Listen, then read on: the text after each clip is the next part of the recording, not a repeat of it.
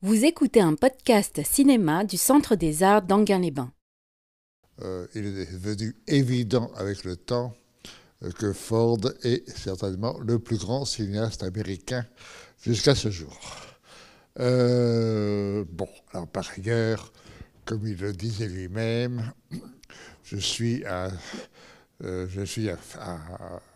directeur, c'est donc metteur en scène de western. Il n'a pas fait que des westerns. Il a fait d'autres films, mais il est vrai que ces westerns restent absolument stupéfiants.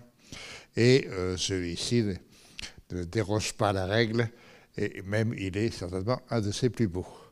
Bon, alors je pense que beaucoup d'entre vous l'aviez déjà vu. Quels sont ceux qui le voient malgré tout pour la première fois?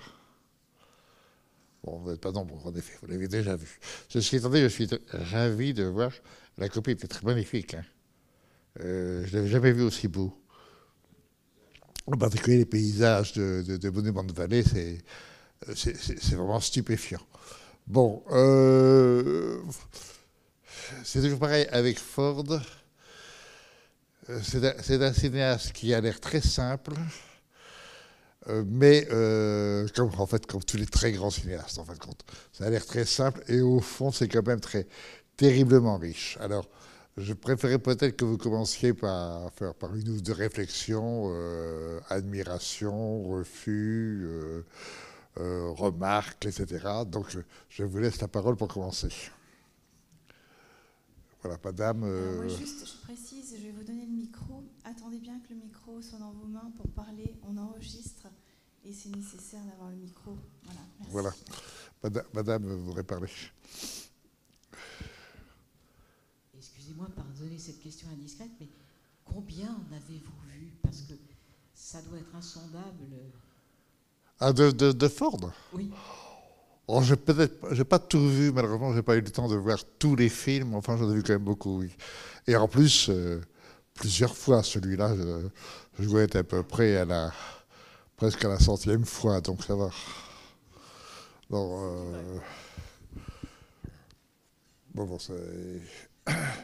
Bon, je sais pas, d'autres remarques, parce que bon, là, attendez, je serais que... Ah. Bonsoir. Oui. Moi, je suis de plus en plus admiratif par la technique de ce film. Techniquement, c'est vraiment parfait. Il y a la lumière, les seconds plans, les seconds rôles. Les seconds rôles sont hyper importants chez Ford. Et là, encore plus aujourd'hui, je trouve. Et techniquement, le premier plan et le dernier plan, c'est une ouverture et une fermeture. Oui, ouverture et fermeture, mais attention, c'est pas n'importe quoi. C'est-à-dire, c'est ouvrir sur le western et finir sur le western. Si on dit déjà cela, on voit qu'il y a une conception générale de l'œuvre, de ce film, et que, en effet, pour Ford, une nouvelle fois, réflexion sur le western. Qu'est-ce que c'est que le western? Et ici, par cette forme même, c'est-à-dire cette ouverture au début de la porte qui découvre le paysage, ce paysage magnifique dont il faut bien rappeler que Ford avait fait son lieu de travail et il adorait aller filmer là, parce que d'abord comme ça il quittait Hollywood. Il faisait ce qu'il voulait, il était chez lui. Bon. En plus, il est quand même le premier cinéaste à avoir à ce point compris qu'est-ce que c'était que le paysage western. Donc la vérité même de ce paysage, la vérité géographique. Ceci étant dit, la vérité géographique, attention, ce n'est pas la vérité topographique. Là, normalement, le film se passe au Texas. Et ce décor, et je sais pas, je connais pas l'état dans lequel il est, mais il n'est pas au Texas. Donc, force, ça ne le dérange pas du tout de déplacer un décor qui lui plaît, de le mettre au Texas, parce que il a envie, son idée est beaucoup plus importante que la vérité géographique ou topographique d'un lieu. Donc, de ce point de vue-là, c'est une conception du cinéma que beaucoup de cinéastes ont, que d'autres cinéastes n'ont pas. Je pense à quelqu'un comme Romer, pour qui c'est impensable de faire ça.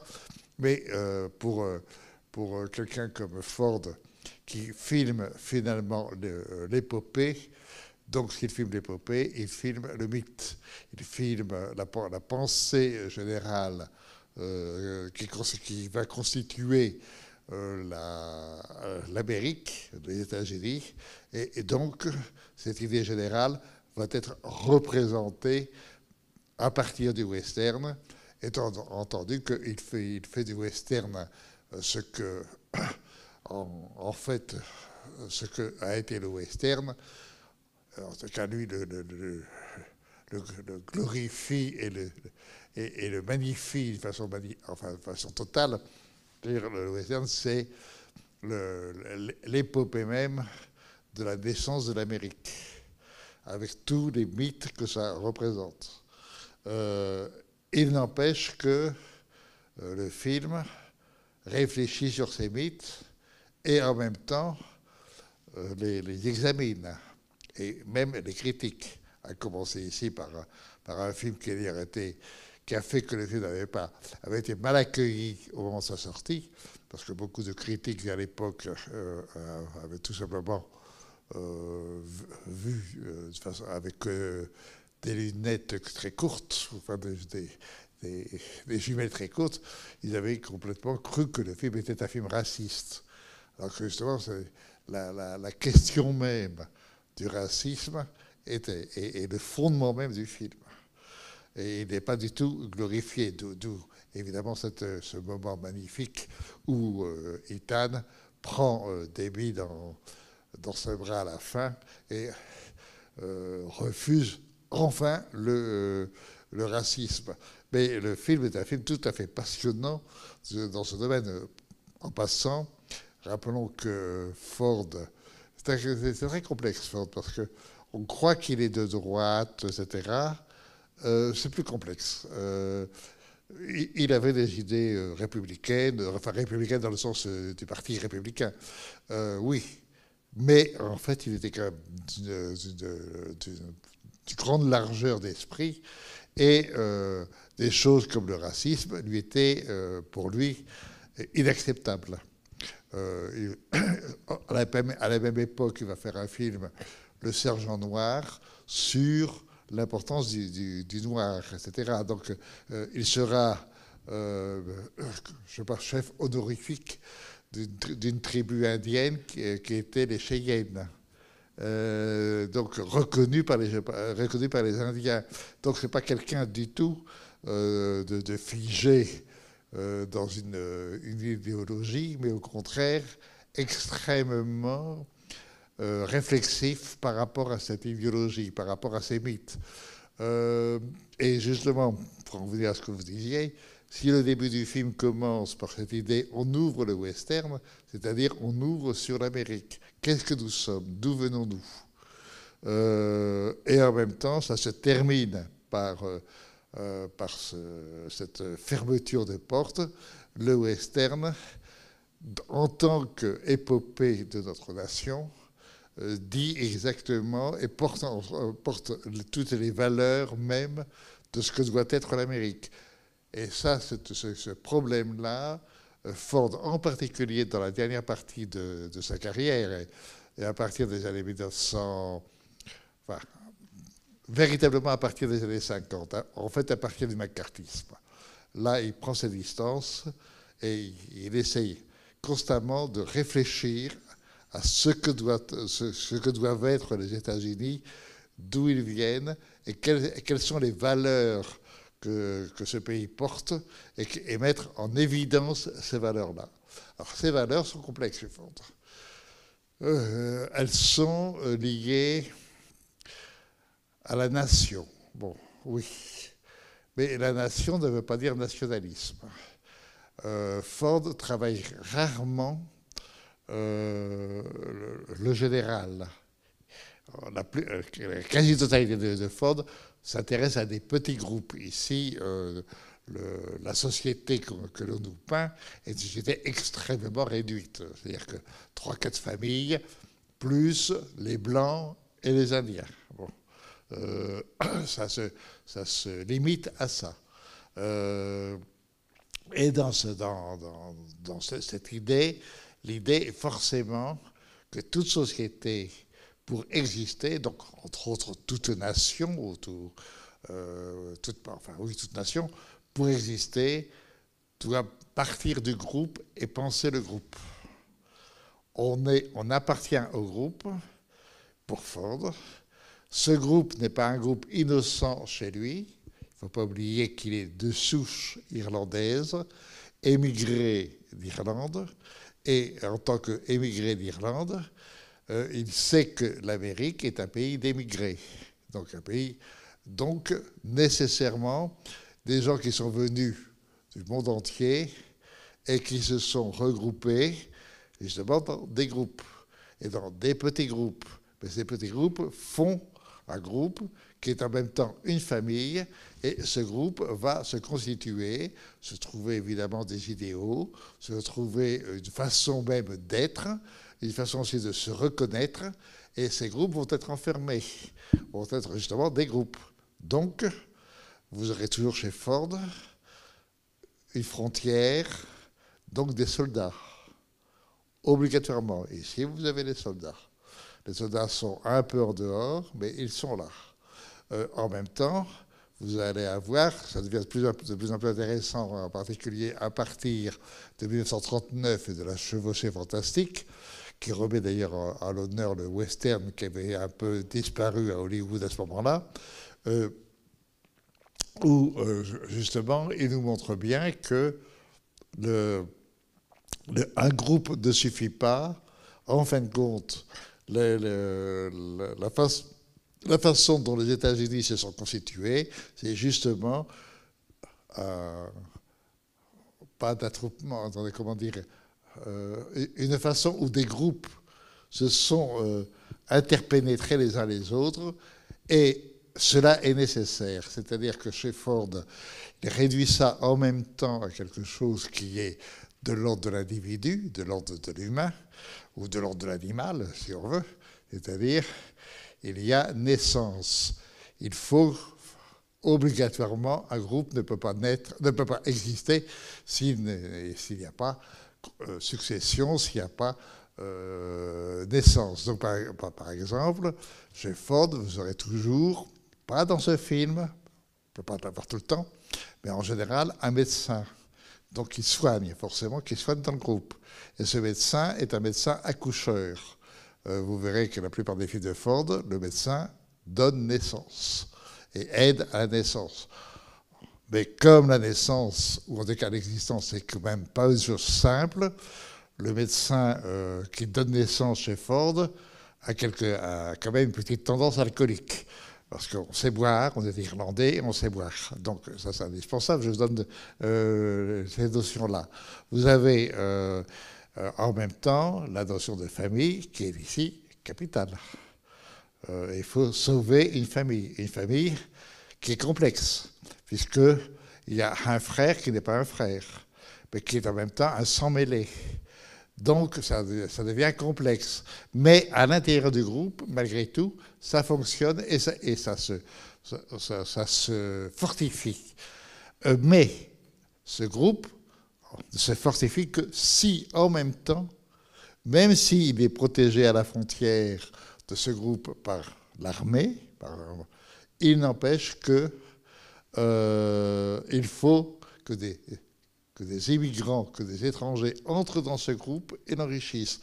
Si vous comprenez bien ça, vous comprenez évidemment que le personnage du jeune homme, moi j'oublie toujours les noms, est un sang mêlé, donc c'est bien un émigré dans le sens même par la naissance, mais il n'empêche que ce sang mêlé est indispensable en fin de compte pour fortifier ce groupe et fortifier cette famille, etc. C'est extrêmement complexe de ce point de vue-là. Et en même temps, il faut s'enrichir de l'étranger, donc de l'immigrant, qui deviennent à ce moment-là, qui s'intègrent, mais en même temps, en s'intégrant, il va apporter quelque chose de neuf à l'intérieur même de la société, donc de ce groupe. Ce groupe, évidemment, va être en même temps dominé par, je dirais, une tendance principale qui fonde ce groupe. D'où l'importance chez Ford des juges, d'abord des prêtres, des juges, et de la police intérieure. Ici, bon, vous avez souvent chez lui un juge priest, c'est-à-dire un juge qui est en même temps un prêtre. Ici, vous n'avez pas un juge qui est un prêtre, vous avez un policier, donc comment ça s'appelle déjà? Un ranger qui est donc un policier qui est en même temps un prêtre. Donc, vous avez toujours cette jonction entre les lois, disons, spirituelles qui permettent aux sociétés de se souder, mais aussi la loi et la loi officielle de la police, et des règles qui aident une société à se fonder. Donc, c'est extrêmement important que d'abord le groupe existe. Et si le groupe existe, à ce moment-là, les individus peuvent s'épanouir. Et ils peuvent s'épanouir évidemment dans l'union entre l'homme et la femme. Il faut que le couple se fonde. D'où l'importance chez Ford du bal. Le nombre de films de Ford où il y a le bal, et vous avez ici un bal, qui est intéressant. À chaque fois, il faut regarder comment est travaillé le bal du film. Ils sont différents d'un film à l'autre, mais de ce bal permettent en effet au couple de se trouver et à ce moment-là, justement, de perpétuer le groupe, donc la nation, etc., et de permettre la perpétuation de la vie. Cette richesse de réflexion sur qu'est-ce que c'est que qu'est-ce que c'est qu'une nation, en fin de compte, et qu'est-ce que c'est qu'une nation, le plus près de ce qu'elle est à la base, et non pas à la différence d'un cinéaste du début, le premier grand cinéaste américain, et on peut dire aussi du cinéma, qui était Griffith. Griffith a pensé la nation en tant que naissance d'une nation, c'est-à-dire en tant que l'Amérique elle-même. Ford travaille à partir du groupe qui a fondé, ce sont la multiplicité des groupes qui ont fondé les États-Unis. Donc c'est cette idée-là qui l'intéresse. Alors évidemment, à travers cette idée-là, il met en question les mythes et les lignes de force mentales, spirituelles, enfin tout ce qu'on veut, qui fondent les groupes. Avec des...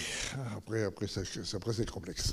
Enfin, si on prend en tout cas ce film-là, justement, ce film est très intéressant sur le danger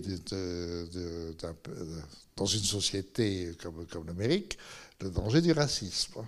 Là, c'est le racisme sur les Indiens, donc qui est moins évident à cette époque-là, au moment où le film est tourné, que le racisme sur les Noirs. Il est moins présent, puisque on a supprimé les Indiens, donc comme ça, le racisme n'a plus d'urgence dans la présence des Indiens dans le pays, mais il n'empêche que c'est une réflexion sur le racisme. Et avec une idée quand même très précise, le film commence en 68, oui, 68, c'est bien ça, donc 68, 19e siècle, c'est-à-dire 4 ans après, ou 3 ans plus exactement, je crois que la guerre de sécession s'est arrêtée en 65, c'est bien ça? Bon, donc 65, donc 3 ans après, et que notre personnage Titan est un sudiste qui n'a pas accepté la défaite. Donc, fondamentalement raciste. Il n'est peut-être pas raciste avec les Noirs parce qu'il n'y en a pas autour de lui, mais il est raciste avec les Indiens. En plus, le faire passer au Texas, c'est intéressant aussi. Le Texas n'est pas un pays qui a ses règles, qui a ses lois, qui est américain sans l'être tout à fait. N'oubliez pas que, par exemple, le Texas a son drapeau, a son insigne. Et le Texas se considère américain, mais considère que l'Amérique doit d'abord être texane. Donc c'est très intéressant de l'avoir fait situer l'action au Texas et non pas dans une autre région, comme beaucoup d'autres films de western de Ford, qui sont dans les différentes régions du western. Alors, à l'intérieur même du film, évidemment, mettre en rapport ce couple masculin du raciste et du sang mêlé, ça devient extrêmement intéressant. Ça fait en même temps un film tout à fait onirique. Et ce que vous avez parlé dans la beauté du film vient aussi de son côté onirique. C'est-à-dire que le paysage est toujours magnifique et la construction du film est toujours admirable. Enfin, il n'y a pas un plan du film qui ne soit pas admirable, de toute façon. La construction, toutes les constructions fordiennes, qu'elles soient scénaristiques, dramatiques, personnages, dialogues, et en même temps visuelles, sont absolument étonnantes et d'une exactitude. Enfin, je veux dire qu'un passage d'un plan général à un gros plan, il vous fait ça avec une telle aisance.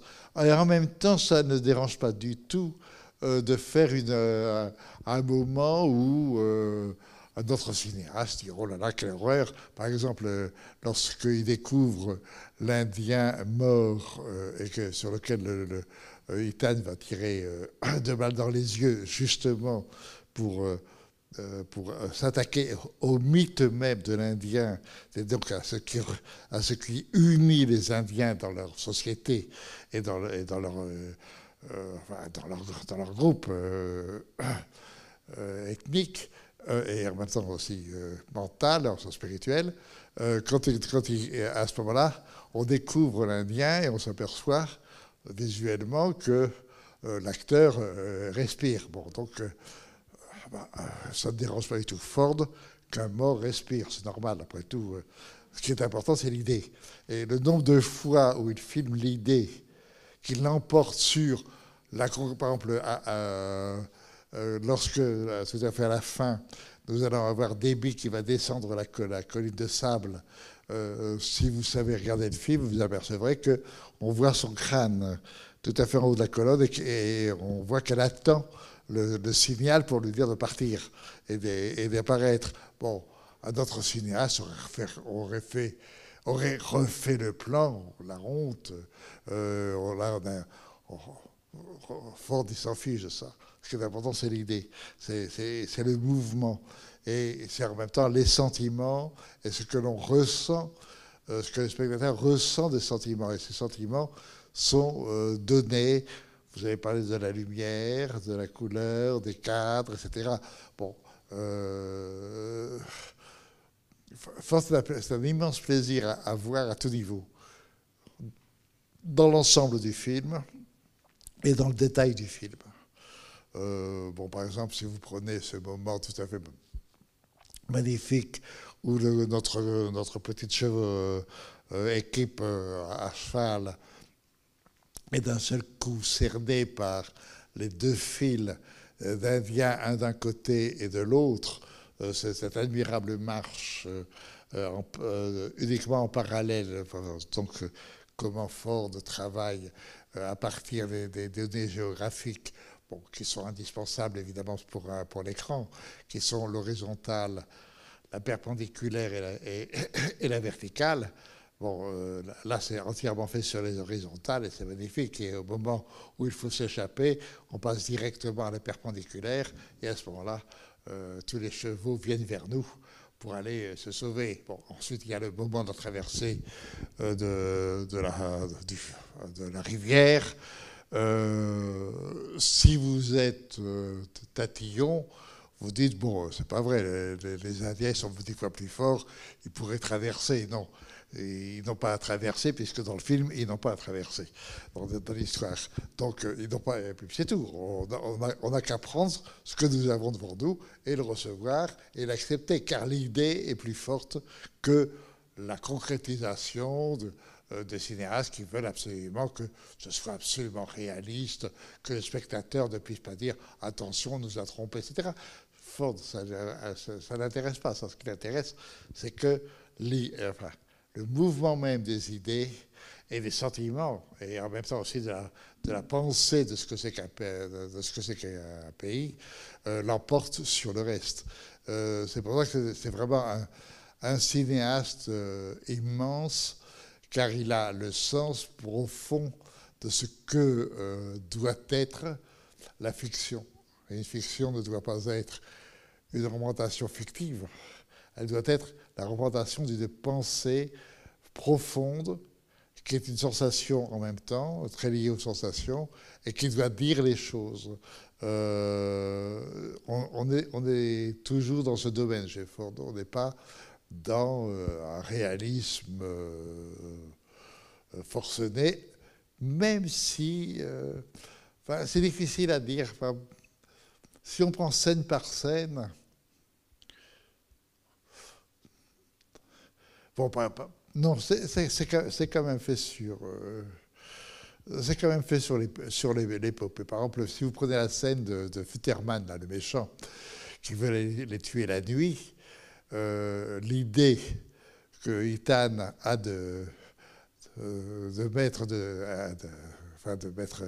le maximum de bois dans le brasier pour que l'autre soit vu, et donc que lui puisse voir les autres qui vont arriver et qui vont tirer, etc.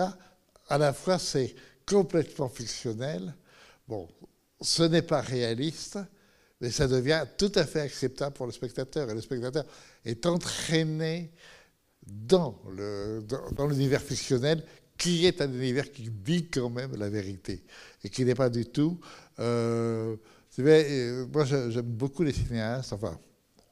On a le droit à toutes les possibilités. Mais j'aime beaucoup les cinéastes qui osent dire je ne suis pas réaliste, c'est-à-dire dans la représentation apparente de la réalité, quoi. Je filme par rapport au documentaire. On est absolument pas documentaire chez Ford immédiatement. Mais au fond, on est profondément documentaire sur comment ça se fabrique une pensée, la pensée d'un pays. Comment l'idée d'être américain, en effet, a été fabriquée par le western. Et en même temps, la critique de cette idée-là. Ça, c'était... Alors, je m'excuse, je voulais parler. Je vous en prie. Allez-y. Le film est absolument magnifique. La copie est fantastique. Ça, c'est magnifique, ça, oui. Ça, c'est évident. Alors, j'avais juste 2-3 petites choses. Allez-y, oui. Par rapport à l'argent. Ah, bah oui, mais ça, c'est capital. Ça marche, oui. Oui. Donc, on sent bien que ces dollars arrivent, on ne sait pas trop d'où. On les cache, ils ressortent, ils sont très importants. Ça, c'est ma première interrogation. Puis la deuxième, qui est beaucoup plus minime, le générique. Il fait passer sur un mur. Pourquoi ? Ah bon, alors, très bonne remarque. Pour moi, c'est capital, ce mur. Bon, prenons d'abord, vous avez parlé de l'argent. Au début, il arrive, et ça fait 3 ans qu'il est parti. Bon. Si vous connaissez un peu l'histoire de cette époque, vous savez qu'entre 1865 et 1868, il y a eu quelque chose juste à côté, au Mexique. Et que notre Ethan, c'est pas dit tout ça, mais Ethan est allé au Mexique parce qu'au Mexique, on pouvait combattre justement les Indiens, etc., au nom de Maximilien. Quelle est la médaille qu'il offre? C'est la médaille mexicaine de Maximilien. Eh oui. Non, alors là, vous avez toutes les nuances subtiles de Ford. Mais c'est exact. Donc, il arrive là, et il n'est pas parfait. Et donc, il arrive avec et c'est dit ouvertement, avec de l'argent de faussaire. Donc, des dollars, mais justement des dollars. Les dollars, ça appartient à qui? Aux Yankees. Donc, en tant que sudiste, il est trop heureux d'avoir pris le fric aux Yankees. Ensuite, il va se servir de ce fric. Et c'est extrêmement intéressant de voir comment il refuse les Yankees, il refuse les Indiens, il refuse la défaite sudiste. Et en fin de compte, à la fin, il va... On ne peut pas dire qu'il accepte, en fin de compte, les États-Unis, mais il accepte le western. Ou plus exactement, il est le héros du western. Après, ça se discute sur la qualité de ce terrorisme-là. De ce point de vue, force, il a un culot monstre, parce que ce personnage de Ethan est en réalité un personnage assez détestable. Mais l'art du conteur, qui d'un seul coup vous transforme en héros, quelqu'un qui n'est pas forcément, d'un point de vue moral, estimable. Alors maintenant, pourquoi avoir commencé sur ce mur, cette espèce de jeu de mur de briques? C'est que justement, on est dans une représentation d'un monde fermé, et d'un monde fermé sur la famille. Et qu'est-ce que c'est que la famille? Et c'est pas pour rien, donc ça commence sur l'ouverture de l'extérieur qui vient maintenant dans l'intérieur, et tout le début, c'est la famille. Alors, qu'est-ce qu'il dit encore, tout comme ça, tout à fait en passant?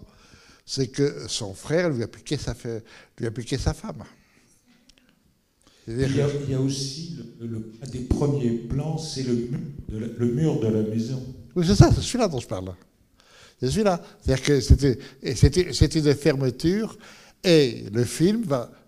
Enfin, vous avez un mur absolu sur lequel est le générique, et immédiatement après, une porte qui s'ouvre, et vous avez le paysage western. C'est-à-dire, en d'autres termes, je vous donne le mur, l'écran si vous voulez, la fermeture, et je vous ouvre l'immensité du paysage, du désir, du genre, enfin donc de l'épopée, etc., du western.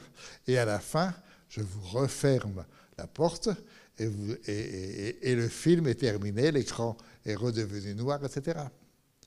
C'est très... il pense, Ford vraiment pense, il n'y a pas de mystère. Les très grands artistes, dans quelques genres que ce soit musique, peinture, architecture, littérature, etc., aucune importance. Ce sont des gens qui travaillent avec la matière même qu'ils travaillent. Et ils pensent à comment tirer le sens. Bon, penser cinéma, c'est penser une cabine de projection, c'est penser un écran, donc deux horizontales, reliées par une perpendiculaire qui est le faisceau lumineux. Les grands cinéastes pensent à ça, pensent en même temps un cadre. Sur l'écran, le faisceau lumineux doit former un cadre, donc des espaces visuels, donc je ne disais pas horizontal, perpendiculaire et vertical, mais aussi des espaces temporels. Regardez la façon dont le film est travaillé ici. Ford se vantait, avec juste raison, de ne absolument pas s'intéresser à la montée de l'action dramatique. Mais en revanche, selon le cinéma d'action américain, en revanche, il ne filme que des moments, c'est-à-dire des scènes qui ont leur propre durée et on passe à une autre scène. Regardez par exemple cet admirable raccord lorsque Ethan, tout à fait au début, a été, ils partent avec le ranger et ils s'aperçoivent qu'ils ont été en fait entraînés loin parce que les Indiens vont attaquer. Et à ce moment-là, vous avez un gros plan avec les yeux extrêmement fixes de Ethan qui voit. Et à ce moment-là, vous prenez ce que c'est que le cinéma. S'il voit comme ça, donc vous avez la projection sur l'écran de ce qu'il voit. Et à ce moment-là, vous avez la maison, la nuit, enfin pas la nuit, le crépuscule qui va être attaqué, etc. Et vous savez très bien que cette projection est. Et c'est une projection qui est dans les faits nécessaire au cinéma, mais qui permet de couper complètement les causes, les effets, etc. On est dans l'imaginaire, dans la pensée, et on projette cette pensée, etc. Alors, regardez bien, il n'y a pas un moment dans le film qui ne soit pas travaillé sur un sentiment, enfin sur la durée, sur la temporalité. Alors, avec des moments qui sont tout à fait magnifiques.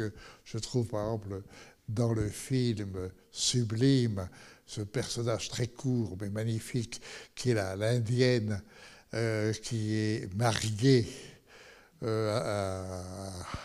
au garçon. Merveilleux personnage, dont on ne sait pas qui est,